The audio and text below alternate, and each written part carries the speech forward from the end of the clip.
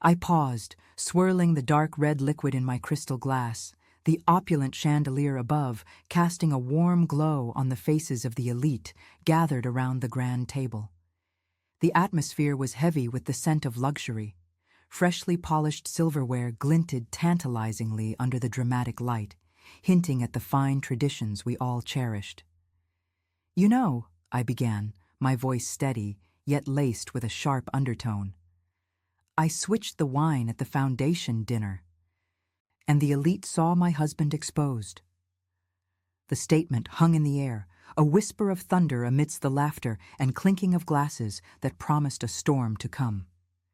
Henry, my husband, was a titan in finance. His name commanded respect not just in our lavish circles, but in boardrooms across the globe.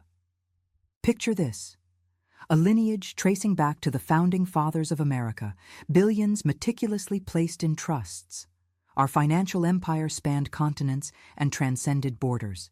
I was fiercely proud of our heritage, having inherited a diversified fortune, carefully crafted over generations. It was an enduring legacy woven with ambition, hope, and dreams realized. But as I sat sipping my wine in our opulent mansion, nestled in the Hamptons, a storm brewed beneath the glossy surface of our existence, whispering secrets I dared not ignore. The foundation dinner was designed to be the pinnacle of our philanthropic efforts, a grand celebration meant to shine a spotlight on our charitable contributions, a beacon for future donations that would further entrench our status in society. For months, we had prepared meticulously, curating a guest list that sparkled with influential politicians, renowned art collectors, and industry moguls, all anticipating the lavish spread, the bold declarations of generosity, and the welcome scent of prestige wafting through every corner. Yet, as I sat there, amidst polished conversations and an orchestra of sophisticated laughter, I felt an insidious tension forming within my consciousness, like dark clouds rolling in on a sunny day. Every smile felt a shade too bright, every laugh echoing just a touch too long. Family had always been the core of our lavish empire. However, the delicate threads binding us began to fray like old fabric, almost invisible, yet undeniably present. Henry often prioritized business over family, a trait that had begun to slice through the bonds we had forged. He had invested millions, $8 million to be exact, into a questionable tech startup that made my intuition scream in protest. My heart sank when I heard hushed whispers about his partner, Mark, a developer with a clouded past. Legal troubles were brewing, and I longed to confront Henry. But such conversations weren't meant to thrive over extravagant dinners featuring expensive lobster and perfectly paired wines. That evening, amidst the swirling extravagance, I decided to craft my own statement. After careful deliberation, I discreetly switched the intended Bordeaux for a lesser-known, bold Côte du Rhône. Unbeknownst to Henry, this was a subtle message, a diversion from the pretentiousness that wrapped around us like an unwanted embrace. I wanted him to remember that something felt amiss, even as the lavish dinner unfolded around him like a dark fairy tale where shadows danced in the candlelight. Laughter bounced off the walls, the wine began to flow, the ambiance transformed with the welcoming notes of joy, yet the tension coursing through my body felt heavy, unyielding, as if a stone settled in my chest. As the second course was served, carrying the waft of delicacies that clung to the atmosphere, the mood shifted. The air thick with unspoken words, every detail suddenly magnified. Conversations faltered, and glances exchanged were charged with hidden knowledge, building an unnoticed crescendo of discomfort. It felt as if everyone sensed the storm gathering, though no one dared to articulate it. Then, amid the echo of clinking glasses, chaos erupted from the corner of the room. A messenger, impeccably dressed yet visibly anxious, approached our table. He carried a sleek envelope, anxiety woven into the lines of his otherwise pristine jacket. The sudden silence that enveloped the room was palpable, stealing breaths and freezing hearts, the cadence of our celebration halted abruptly. As he handed Henry the document, I held my breath, my mind racing with possibilities as I anticipated the inevitable fireworks that would erupt from this moment. Inside was a bank statement, the damning evidence of irregular payments totaling $15 million to Mark's company. The luxurious surroundings, with their glittering crystal chandeliers casting playful shadows across embroidered linens, suddenly felt oppressive, suffocating like the weight of the world had settled on my shoulders. As Henry's face drained of color, I realized he was witnessing the magnitude of betrayal for the first time, the facade of respectability that once shrouded us beginning to crack like fragile glass. As shocked gasps rippled through the room, piercing the golden bubble we had created. In that moment, I felt a rush of vindication, a spark igniting within me. Perhaps this was my moment to shine, a chance to remind everyone of the depths of my instincts, forces to be reckoned with. Indeed. Yet, just as swiftly as that thought entered my mind, I sensed a wave of pity wash over the table, a surreal empathy for the titan who stood before us in his unraveling. It was like watching a delicate balance shift. The elite slowly digested the revelation that the titan was crumbling, exposed under the harsh light of truth, like a fragile poppy blooming beneath a scorching sun. As the evening descended further into chaos, I scrutinized the faces surrounding us. Some were appalled, others intrigued, secretly savoring the downfall of a power player who had roamed freely within an air of untouchability. I smirked slightly, realizing how precarious our positions truly were. For all our wealth, connections, and influence, a scandal lurked dangerously beneath the surface, ready to engulf us all in flames. The flickering chandeliers above seemed to mock the illusion of stability we had painstakingly constructed, glinting with cruel irony.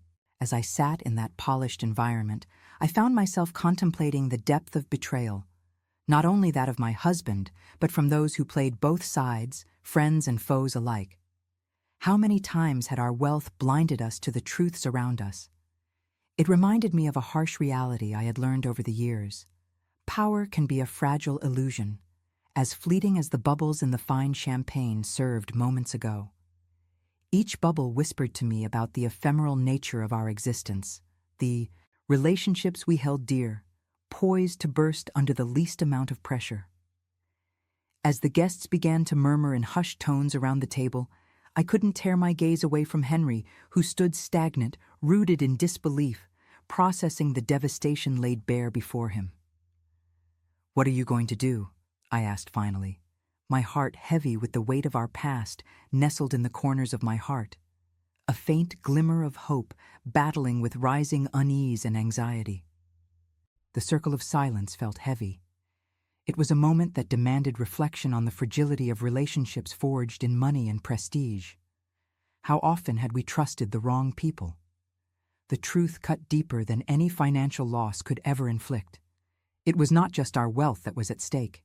It was our very lives together, the foundation woven with trust and love that now hung in tatters, unraveling thread by fragile thread. That dinner ended in shambles, leaving a thick cloud of uncertainty hanging in the air, suffocating nearly every lingering breath as we gathered our thoughts amidst the wreckage of our opulent lives. As we exited the mansion, the night sky over the Hamptons appeared deceptively tranquil, hiding the chaos that awaited us beyond the glimmering facade. I watched as sleek cars pulled away, their occupants whispering about Henry's untimely demise, our grand facade of life beginning to crack more pronounced under the mounting pressure of ruin. In hindsight, the lesson stood stark and undeniable. Wealth doesn't shield you from betrayal. Instead, it offers a gilded prison furnished with crystal baubles that glimmer like false stars, silky drapes that catch the light yet devoid of real warmth, leaving a cold emptiness in their wake, an echo of laughter fading into silence. My heart ached with a strange cocktail of bitterness and wisdom, bittersweet like the wine swirling forlornly in my glass. As I climbed into our chauffeured car, Lingering thoughts buzzed through my mind like bees around a blooming flower, urging me to reevaluate the alliances we had woven over misguided trust and misplaced ambition. At the end of the day, empires can rise, yet they can also fall just as quickly, like the tide that ebbs and flows, teasingly whispering its secrets.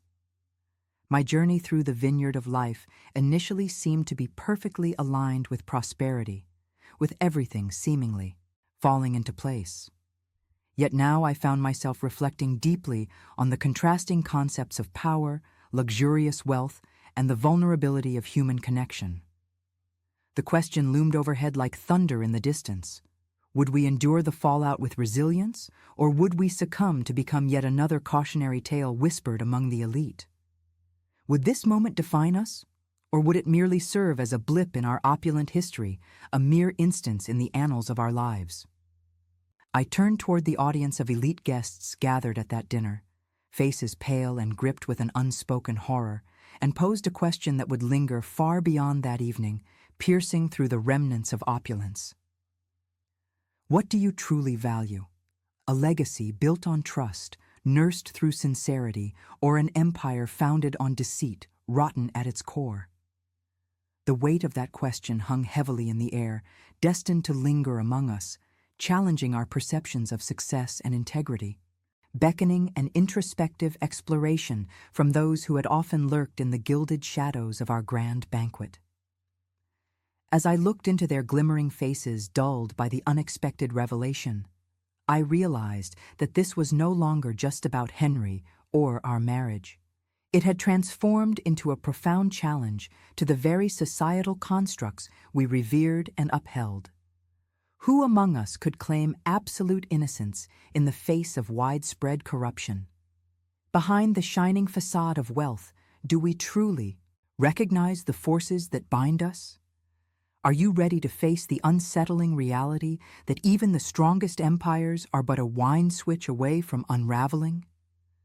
As the night deepened and the stars twinkled like distant spectators of a play unfolding on wealth's grand stage, the truth, both illuminating and terrifying, danced just out of reach, waiting for each of us to confront it in our own lives. In that moment, with hearts clenched and minds racing, what will you choose? Will you carry this lesson forward, etched into your very being, or will you continue to build your own empires on a shaky foundation, oblivious to the storms gathering on the horizon? The choice is ours, a pivotal point in our legacy that demands we examine the depths of our ambitions and the integrity of our desires before they entwine us in a web of our own making, a lesson not easily forgotten amid the chaos of opulence.